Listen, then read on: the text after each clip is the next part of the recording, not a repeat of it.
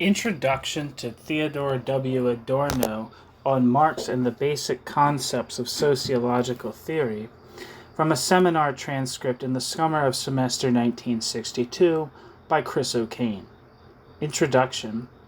In this introduction, I outline the importance that Hans-Georg Backhaus's transcript of Adorno's 1962 seminar on Marx and the Basic Concepts of Sociological Theory has for shedding light on the relationship between Adorno's critical theory and the critique of political economy. First, I provide a few preliminary remarks on the predominant Anglophone reception of Adorno, which are intended to show the importance of the seminar transcript for Anglophone scholarship on Adorno, Western Marxism, and Frankfurt School critical theory. I then contextualize the seminar in the Adorno's work following his return to West Germany in the 1950s and 1960s. Then I turn to an overview of what the transcript tells us. I should give you a warning. I'm doing something on my computer, so there's going to be intermittent interruptions. Well, I'll just say what I'm doing on the computer. I'm uploading videos, so it requires me to save them. Anyway, I then contextualize the seminar in Adorno's work following his return to West Germany in the 1950s and 1960s.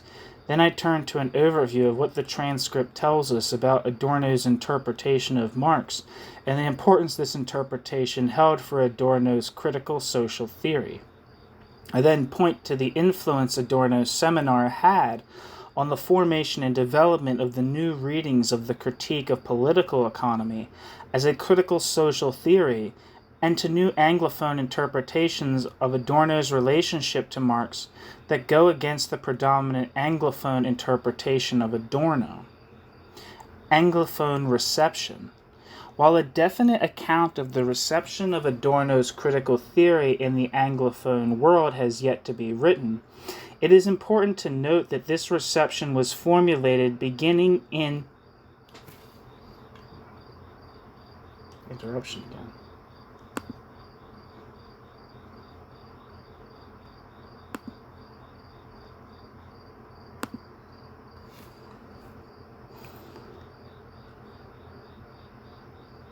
While a definitive account of the reception of Adorno's critical theory in the Anglophone world has yet to be written, it is important to note that this reception was formulated beginning in the mid-1960s in the context of the development of the New Left. From our present vantage point, it can be seen that this shifting constellation was undoubtedly influential in establishing a number of Anglophone shibboleths regarding the relationship between Adorno's critical theory of society, Marx, and Marxism. This can be seen by examining the two interpretations of Adorno's critical theory that have been most influential in establishing the predominant Anglophone reception: the Western Marxist and the Habermasian interpretations. The construction of Western Marxism as a coherent historical lineage, a lineage canonized in the work of Martin J. and Perry Anderson, has meant that the development of Adorno's critical theory is often studied from the perspective of such a historical trajectory. Consequently, since the paradigm is generally thought to have terminated with Adorno, this thought has been interpreted by way of contrast to that of the purported founder, Georg Lukács. This means that the question of the relationship between the critique of political economy and the critical theory of society in Adorno's thought was reduced to treating Adorno's thought in terms of how it deviated from Lukács's theory of reification. As Jay succinctly encapsulates it, Adorno's theory of reification was thus said to substitute the Marxian elements of Lukács's theory of reification, including the labor theory of value and economics, for the trans-historical notion of the, quote, exchange principle, end quote. The emergence of a Habermasian paradigm of critical theory was no doubt also influential in the construction of the historical lineage of Frankfurt School critical theory. In this discourse's treatment of Adorno's late work as the culmination of the first generation of Frankfurt School critical theory, we see the mirror image of the Western Marxist reinterpretation.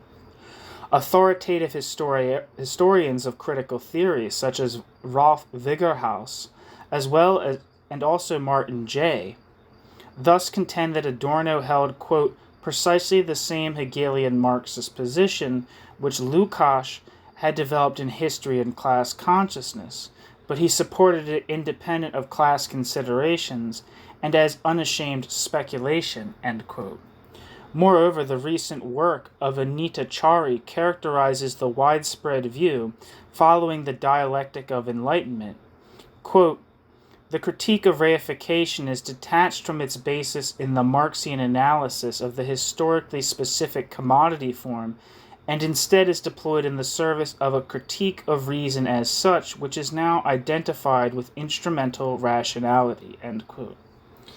As a whole, these interpretations have led to the pervasive view not only that Adorno lacked a unique interpretation of the critique of political economy integral to his critical theory of society, but also that Adorno's late work abandoned his modifications of Lukács' theory of reification for a totalizing and transhistorical theory of instrumental reason that failed to grasp the emancipatory aspects of modern society. This consequently led to the political, quote, cul-de-sac, end quote, that marked the end of Western Marxism and the obsolescence of the critical theory of the first generation of the Frankfurt School.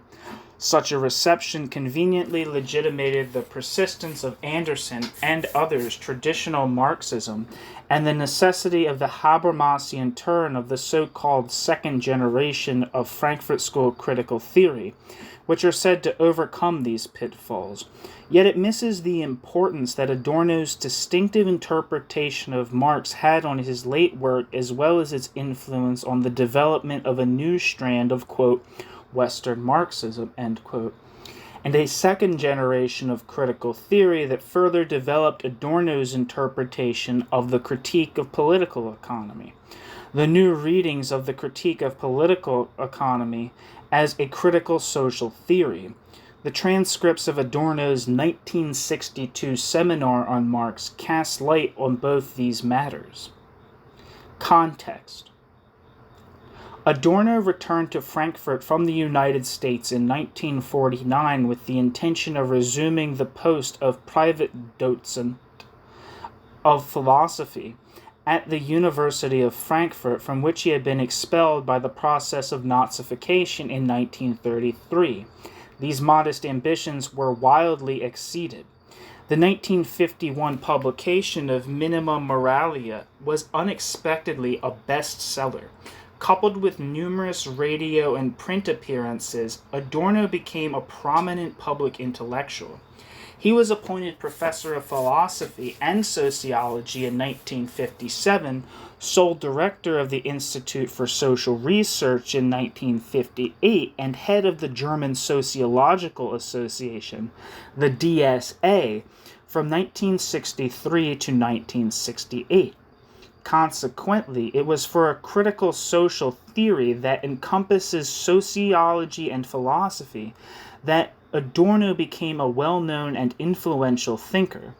As this suggests, Adorno fused his teaching in sociology and philosophy with his research and writing, the institutional roles he played, and his overall public prominence to further develop and promulgate his critical theory of society. Adorno's elaboration of the relations between critical theory and the critique of political economy was at the heart of this effort. The subjects he discussed in his weekly seminars on sociological theory from the mid-1950s onward were thus crystallized in a number of academic contributions he made during this period, such as The Present State of Empirical Research, as well as two textbooks that were intended to showcase what was becoming known as the Frankfurt School's approach to sociology. This distinct critical theoretical Marxian approach to sociology was also publicly promulgated in Adorno's contributions to what became known as the positivist dispute, ranging from the 1957 Sociology and Empirical Research to his 1969 introduction to the positivist dispute in German sociology, which assembled the contributions to the debate, to late capitalism or industrial society. His final address as president of the German Sociological Association. In addition, this sociological aspect of Adorno's thought informed his philosophy courses, which focused on figures such as Kant and Hegel, and topics like history and freedom, as well as his philosophical masterpiece, Negative Dialectics. Yet, while Adorno's critique of positivism, his relationship with continental philosophy, and negative dialectics are widely discussed in the secondary literature on him, with the exception of the work discussed below, the predominant Anglophone reception of Adorno outlined above, coupled with his typically elliptical and enigmatic references to Marx in the works he published at the time, have caused the integral link between Adorno's critical social theory and his interpretation of the critique of political economy to be overlooked. The contours of this relationship are signaled in one of Adorno's discussions of the main concerns of sociology critical social theory in the present state of empirical research, wherein the primary interests of sociology are cast in an avowedly critical, theoretical, Marxian light. Quote, sociology is not one of the humanities. The questions sociology is concerned with are not primarily and essentially questions of the conscious or even the unconscious nature of human beings of which society is composed. Sociology's questions are concerned primarily with the interaction between man and nature, and with the objective forms of societalization that cannot be reduced to mind in the sense of the inner constitution of men. The task of empirical social research in Germany is to clarify strictly and without any transfiguration the objective nature of what is socially the case, an objective reality that is largely hidden from individuals and even the collective consciousness." End quote. Such a conception of society is also evident in passages from Sociology and Empirical Research, published in 1957, and Negative Dialectics, where the social constitution of the objective and subjective forms of socialization referred to above are derived from the Marxian notion of, quote, exchange, end quote.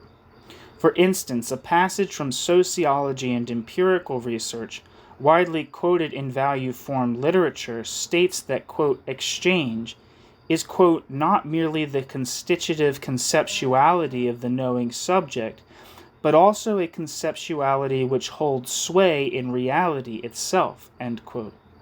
Thus, quote, this conceptuality is independent both of the consciousness of the human being subjected to it and of the consciousness of the scientist.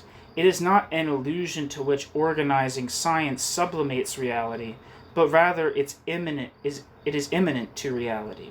End quote. Yet, as is often the case in Adorno's published writings, despite his statement that, quote, the law which determines how the fatality of mankind unfolds itself is the law of exchange, end quote, his explication of, quote, exchange, end quote, could do more to establish its genesis, its social objectivity, and indeed its relationship to the critique of political economy. For here, whilst Adorno links the supra-individual conceptuality to the commodity's fetish character, the ability of exchange value to dominate reality, and the, quote, exchange relationship, end quote, itself, the exact nature of the link between these ideas is left somewhat unclear.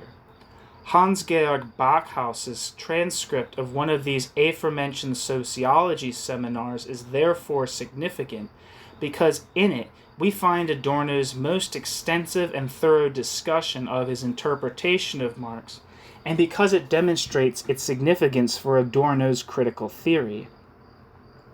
Adorno's interpretation of the critique of political economy. As I will now show... interruption.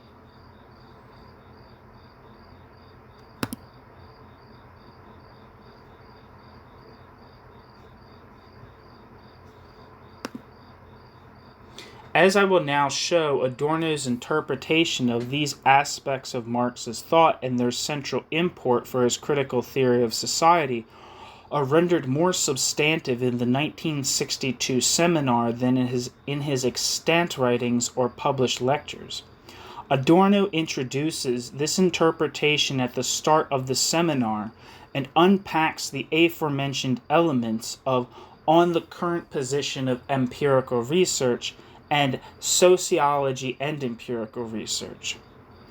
Adorno states contra proper that, quote, exchange itself is a process of abstraction, end quote, created by the activity of, quote, relating the same to the same, end quote, that grants, quote, the conceptuality in the relationship of exchange, a kind of facticity, end quote, which poses the, quote, power/violence, Gewalt, end quote, of social objectivity.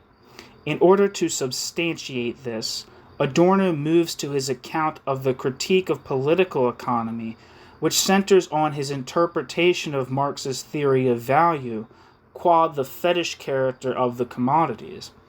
Yet, as I have indicated, the, quote, familiar Anglophone view of Adorno disregards or misconstrues the relationship between Adorno's critical theory and the critique of political economy. For example, Martin J. draws on Gillian Rose's statement that Adorno's theory of reification, quote, was based on commodity fetishism in a way that depended not on work or the labor process, alienation, but on Marx's theory of value, especially on the distinction between exchange value and use value, end quote. This odd distinction leads Rose to argue that Adorno's notion of reification is, quote, grounded in Marx's theory of value in a highly selective fashion, end quote. That, quote, does not mobilize Marx's distinction between abstract and concrete labor, nor does it lead to any theory of the extraction of surplus value, end quote. Rather, quote, it is the way, quote, it is the way unlike things appear to be identical or equal, and the mode of thinking which can only consider them as equal, which is reification as a social phenomenon and as a process of thinking for Adorno, end quote. This leads J to conclude that, quote, the labor theory of value was never as central, end quote, to Adorno's thought, quote, because he saw it as an aesthetic reflection of the bourgeois world, end quote.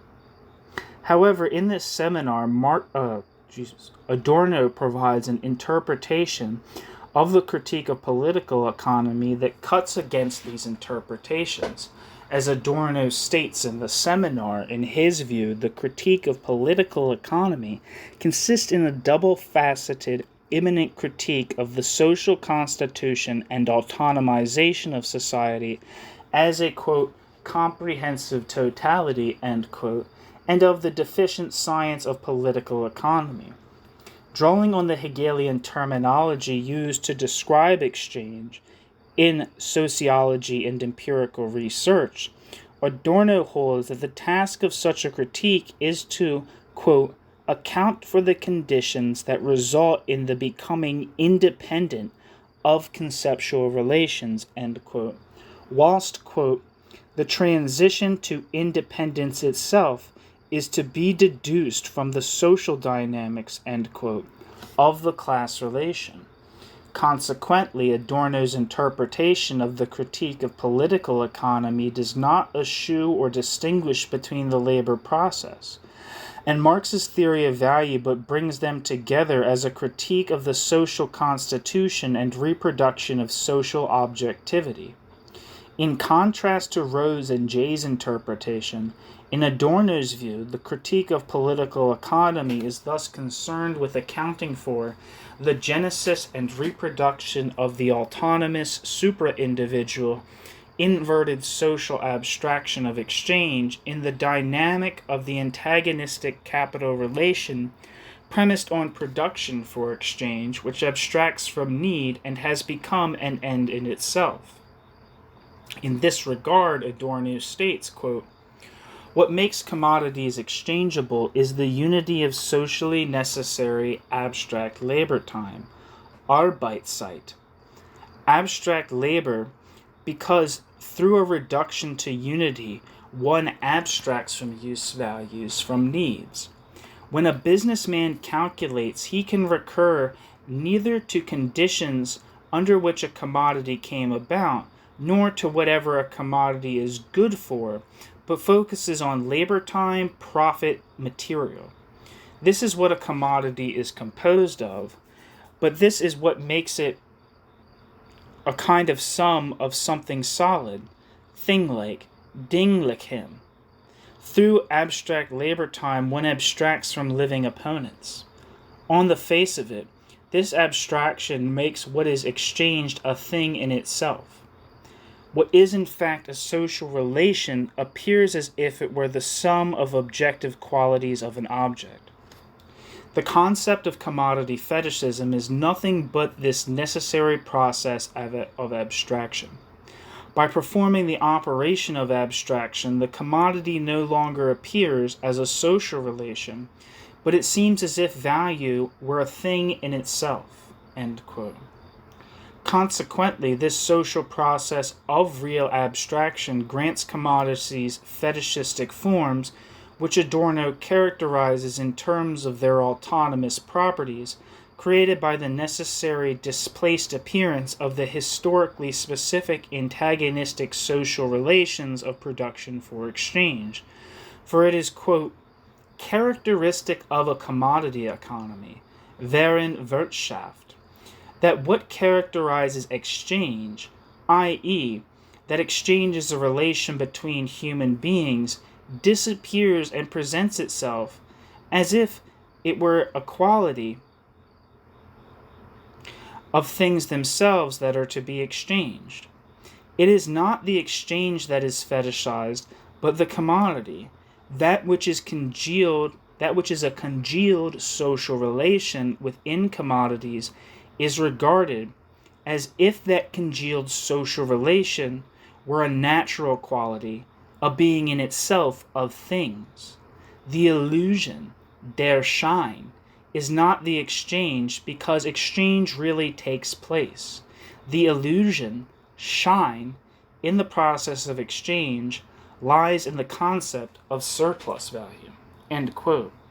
Therefore, as Adorno further enumerates, the fetish form of the exchange abstraction is socially objective, not a, quote, merely subjective category, end quote, or psychological. Rather, quote, "in a society in which exchange value is the dominant principle, this fetishizing is realized necessarily," end quote. This is because the dominant principle of exchange value realizes itself necessarily in an inverted and autonomous form of compulsion, the end of itself of capitalist accumulation.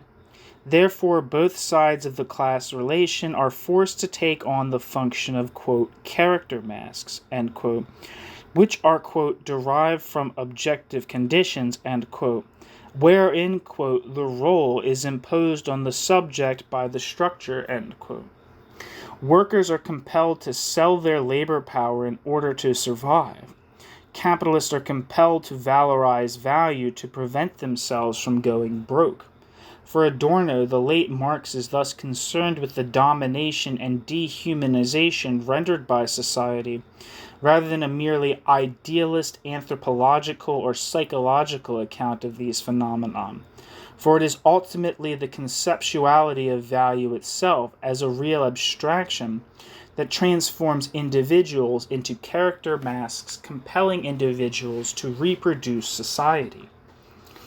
As can be seen, in contrast to prevalent interpretations among Anglophone scholars, Adorno's comments in this seminar thus adumbrate a distinctive interpretation of the critique of political economy that draws on the categories of abstract labor and surplus value to align class antagonism and exchange, what Rose calls the labor process, and Marx's theory of value.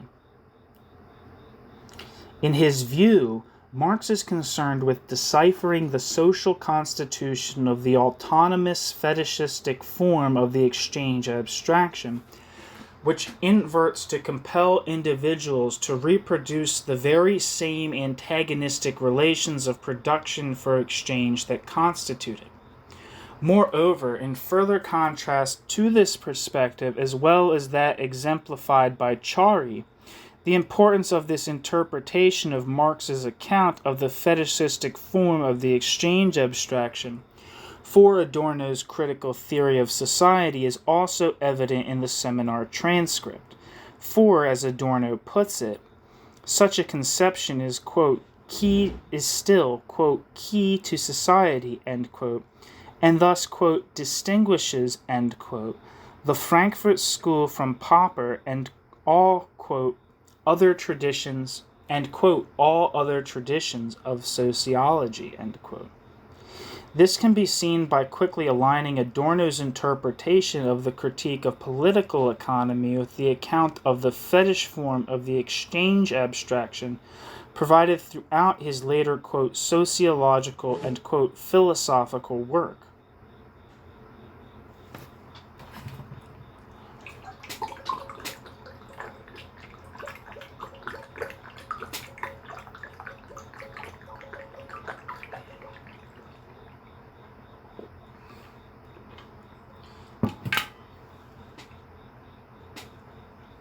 Adorno's interpretation of the critique of political economy and his critical theory of society.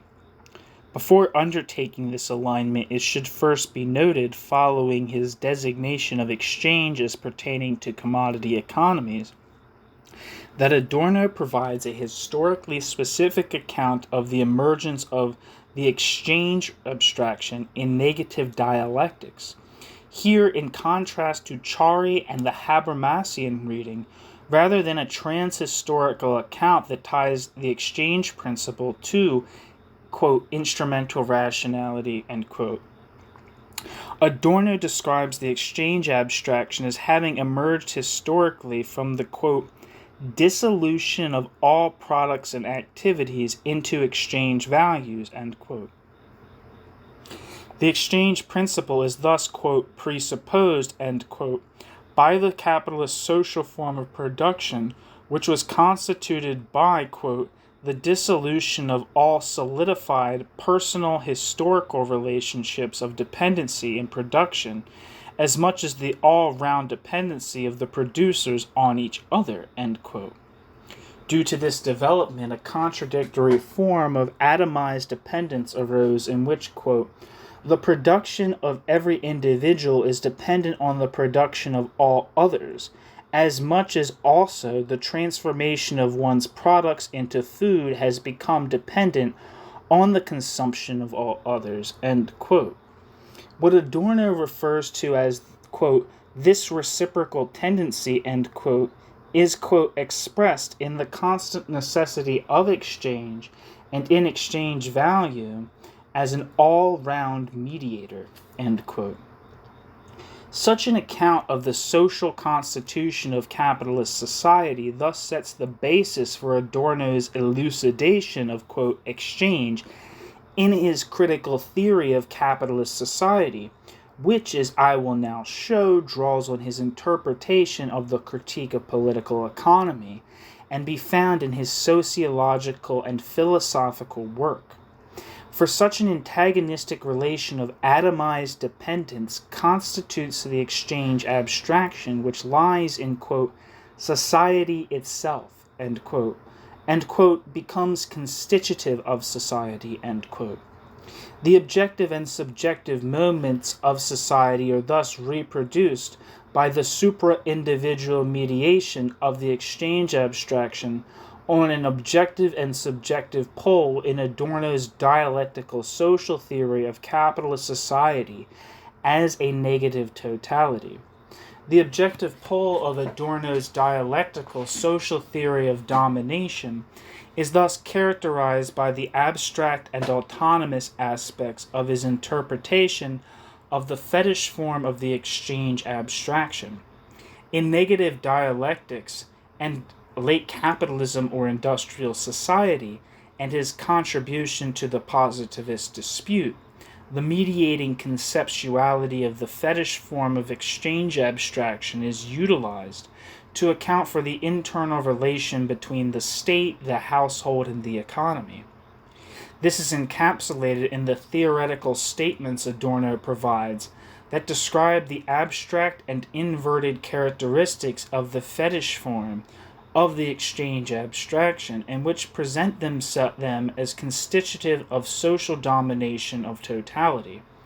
This can be seen in Adorno's characterization of this, quote, mediating conceptuality, end quote, as, quote, the essence of society, end quote, a, quote, negative totality, end quote, that is anything, quote, but ethereal, but on the contrary, ens realismum, Latin, that which is most real, materially existent.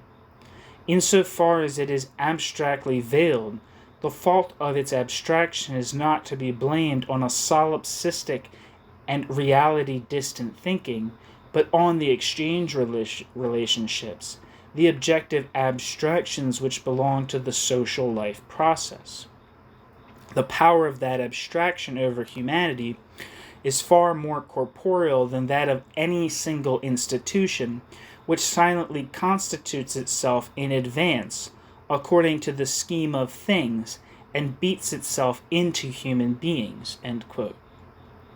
The fetishistic, quote, power, end quote, of the exchange relation is further reflected in Adorno's characterization of its autonomous and dominating properties as, quote, the objectively valid model of all essential social events, end quote, such that, quote, society obeys this conceptuality tel quel, end quote.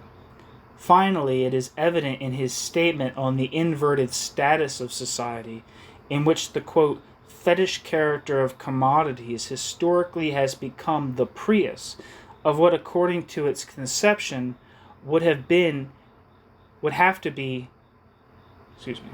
Finally, it is evident in his statement on the inverted status of society, in which, quote, the fetish character of commodities historically has become the prius of what, according to its conception, would have to be posterius, end quote. For Adorno, this indicates the general predicament of constitutive social inversion qua abstraction, where, quote, while we imagine that we act as ourselves, in reality we act to a great extent as the agents of our own functions, end quote.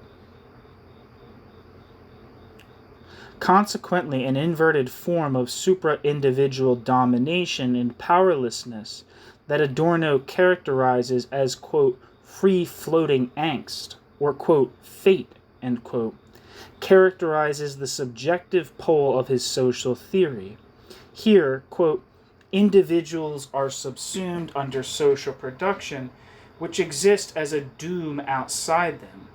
But social production is not subsumed under individuals who operate social production as their capacity in common, end quote.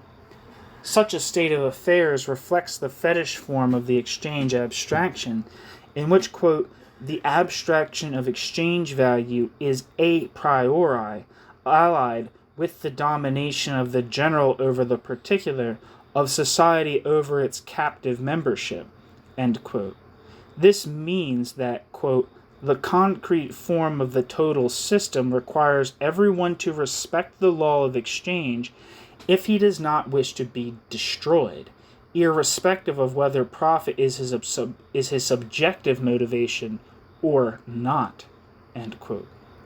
As a result, classes and the individuals in these classes are dominated by the, quote, negative universality, end quote, of late capitalist totality, so that, quote, economic processes continue to perpetuate domination over human beings. The objects of such are no longer merely the masses, but also the administrators and their hangers-on, end quote, who as, quote, appendages of machines, end quote, have become, quote, the function of their own apparatus, end quote. As in Adorno's interpretation of Marx, this means that individuals, quote, are compelled to carry out the function of character masks, which in turn leads to regressive character formation, wherein individuals, quote, compelled to assume the roles of the social mechanism, end quote, now, quote, model themselves on such, without reservation, on the level of their most intimate impulses, end quote, end quote. This relationship between Adorno's critical social theory of the negative totality of capitalist society and the critique of political economy is summarized in negative dialectics.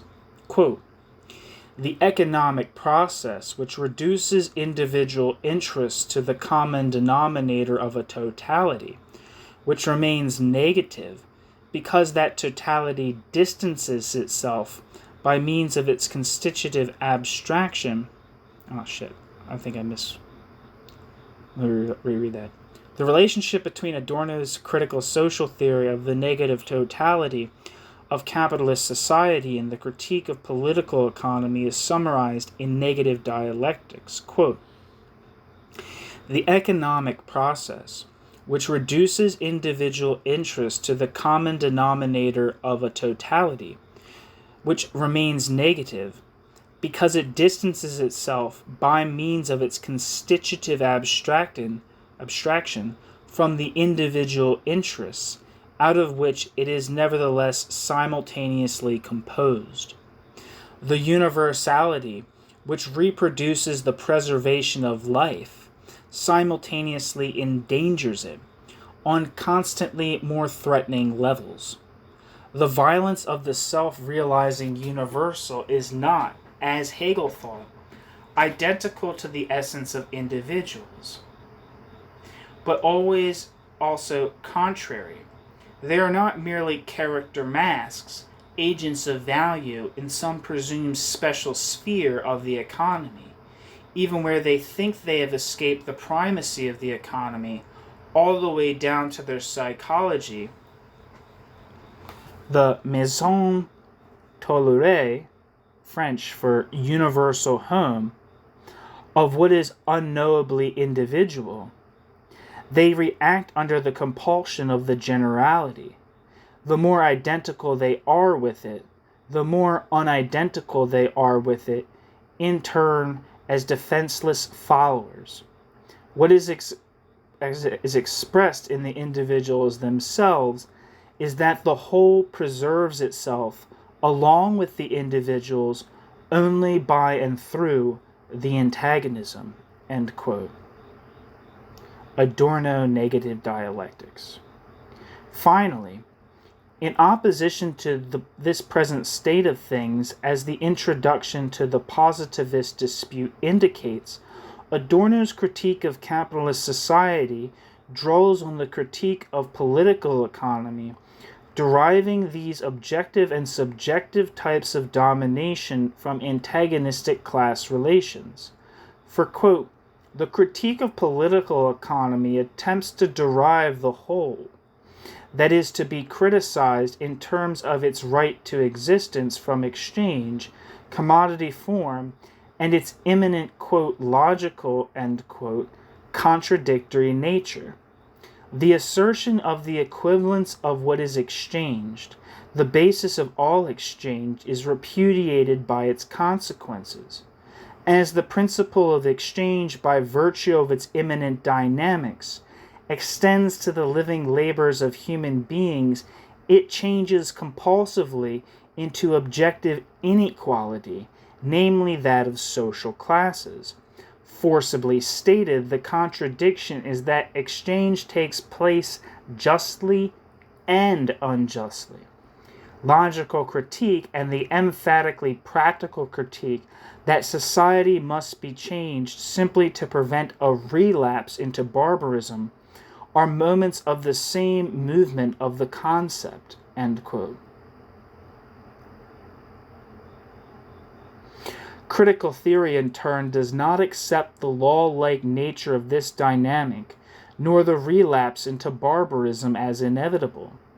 Rather, it points out its contradictory character and ultimately its irrationality, whilst pointing to its origins. The antagonistic class relations constitutive of the capitalist form of the domination of external and internal nature. In so doing, it moves to break the spell of second nature and negate these relations, including the exchange dynamic that issues from and reproduces them and their miserable persistence. From this perspective, it is not surprising to hear that, quote, shortly before his death, Adorno described Marx's value theory as the, quote, most holy estate, end quote, of critical theory, end quote. Adorno's dialectical critical social theory uses the theory of the fetish form of the exchange abstraction to theorize the constitution of supra-individual forms of social domination. Adorno thereby articulates the ways in which these forms invert to compel the reproduction of the antagonistic class relations that cause individuals to become reliant on the very forms that oppress them, thus demystifying and critiquing the reproduction of capitalist society as a negative totality in hopes of negating capitalist society.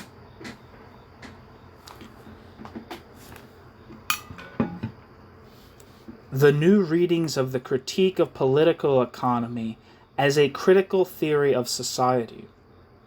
Moreover, although the Habermasian construction of the lineage of critical theory often puts weight on Habermas's time in Frankfurt to establish institutional continuity in his reformulation of critical theory, the case can be made that Adorno was theoretically closer to a number of students he worked with following his return to Germany, including Alfred Schmidt, Hans-Georg Backhaus, and Helmut Reichelt. Not only did Adorno and Horkheimer supervise Alfred Schmidt's work on the concept of nature in Marx, he later drew on it in the chapter on natural history and negative dialectics. In addition, while Hans-Georg Backhaus and Helmut Reichelt credit this very seminar, which Backhaus recorded in shorthand, as inspiring their work on the critique of political economy, Adorno also invited Hans-Georg Backhaus to lead a seminar in his work in 1965. As this indicates, although they are of the same, quote, generation, end quote, as Habermas, Schmidt, Backhaus, and Reichelt construed the relationship between their work and Adorno's in a very different way. Whereas Habermas renounced what he saw as a totalizing social theory of instrumental reason, Schmidt, Backhaus, and Reichelt tried to better ground the relationship Adorno demarcated between critical theory and the critique of political economy. Bonefeld's characterization of the early Neue Marx-Lektüre as developing, quote, the critical theory of the early Frankfurt School, especially Adorno's account, end quote, through the, quote, sustained effort at a critical reconstruction of the critique of political economy as a critical social theory, end quote, provides a good characterization of this relationship. For as Bellofiore and Rodolphe Riva and Bonefeld point out, the interpretation of Marx Adorno presents in the seminar is also important for grasping the interpretation of Marx that mooted the research questions of Schmidt, Backhaus, and Reichelt's new reading of Marx, and much of the Neue Marx-Lektüre. Indeed, The seminar's discussion of topics such as critique, social constitution, autonomization, inversion, personification, the social objectivity of the exchange abstraction, and positivism, as well as the relationship between the critique of political economy and Hegel's system, was taken up in Schmidt, Backhaus, and Reichhelt's pioneering work on the critique of political economy as a critical social theory. For instance, Schmidt's On the Concept of Knowledge in the Critique of Political Economy stresses the double character of the critique of political economy as an imminent critique of, quote, real political economic conditions as they necessarily arise from capitalist forms of production and distribution, and secondly, as a criticism of political economy, end quote. In addition, Reichhelt's thesis and first book, On the Logical Structure of Marx's Concept of Capital, attempts to reconstruct the esoteric dialectical structure of capital as that of the unfolding of value as the autonomous, inverted, supra-individual, over-grasping subject, end quote.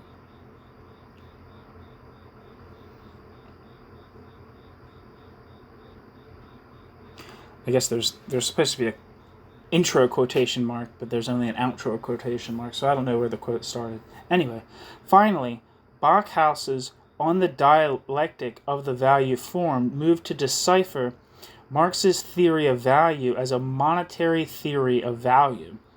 In so doing, it built on Adorno's analysis of the fetishistic form of the exchange abstraction, even going so far as to argue that Adorno was, quote, the only author to have thematized what Marx terms the, quote, objective illusion, end quote, of economic categories, end quote. Indeed, as Backhaus's publication of the seminar as an afterword in a collection of his work on the critique of political economy indicates, he would later go so far as to state that Adorno's, quote, Indeed, as Backhaus's publication of the seminar as an afterword in a collection of his work on the critique of political economy indicates, he would later go so far as to state that Adorno's, quote, posing of the Constitution problem in the seminar is a common thread that permeates his work, end quote, while signaling that the importance of Adorno's interpretation of fetishism holds for his own work by making the claim that his interpretation of Marx's theory of value has been fundamentally concerned with uncovering the aspects of the critique of political economy Adorno points to in this seminar. As these comments indicate, the seminar is thus important for understanding the germinus of a subterranean lineage of Frankfurt School critical theory and, quote, Western Marxism, end quote, that has been occluded by a pervasive Anglophone reception. This is no doubt why the seminar has been utilized in notable recent scholarship that has contested this reception and further developed the critique of political economy as a critical social theory. Originally intended for publication in issue 24 of Common Sense, before Common Sense ceased publication, the seminar has been repeatedly cited in Werner Bonefeld's work, playing an important role in his critical theory and the critique of political economy. Christian Lotz's capitalist schema also draws on it, as does Josh Robinson's introduction to Marxism and the critique of value. Riccardo Bellofiore and Tommaso Rodolfi Riva's Neue Marx Lectura. Hey, that's on my YouTube channel. And Patrick Murray's Critical Theory and the Critique of Political Economy, from critical political economy to the critique of political economy. Finally, recent work by a new generation of scholars, including Frederick Harry Pitts, Fabian Arzuaga, and Charles Prusik, have drawn on it, in the hope that it will lead to the proliferation of scholarship on Adorno and Marx that goes against the grain of the prevalent Anglophone reception of Adorno, and to the further development of the critique of political economy as a social theory, we offer it here.